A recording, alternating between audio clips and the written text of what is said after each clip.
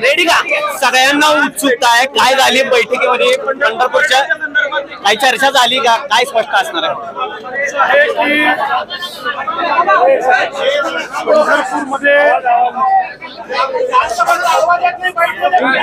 मागच्या काळामध्ये आपण मंदिराचं काम चालू केलं होतं। आज मी ते जाऊन बघितलेलं आहे।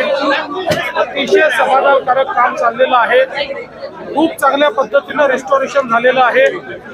जुनं स्वरूप आपण बऱ्यापैकी रिस्टोर केलंय।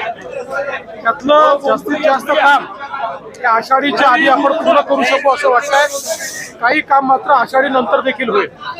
याच्या व्यतिरिक्त कॉरिडॉरचं काम जे आपल्याला करायचं आहे त्याचा ब्रॉड आराखडा आपण तयार केलेला आहे।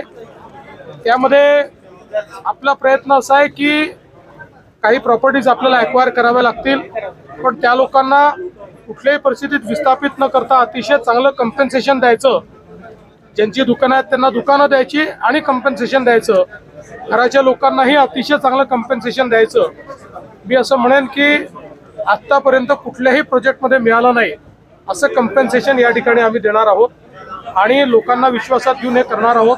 त्या संदर्भात जिल्हा प्रशासनाने एक चांगला आराखडा तयार केलेला आहे। मी त्यांना गो अहेड दिलेला आहे। मी त्यांना सांगितलंय की आता लोकप्रतिनिधी आणि जे काही त्या भागातले लोक आहेत यांच्याशी या आराखड्यावर चर्चा करा। त्यांना समजावून सांगा आराखडा काय आहे, त्यांना समजावून सांगा आपण काय देणार आहोत आणि त्यानंतर लगेच आपण ॲक्विजिशनचं काम जे आहे ते सुरू करू।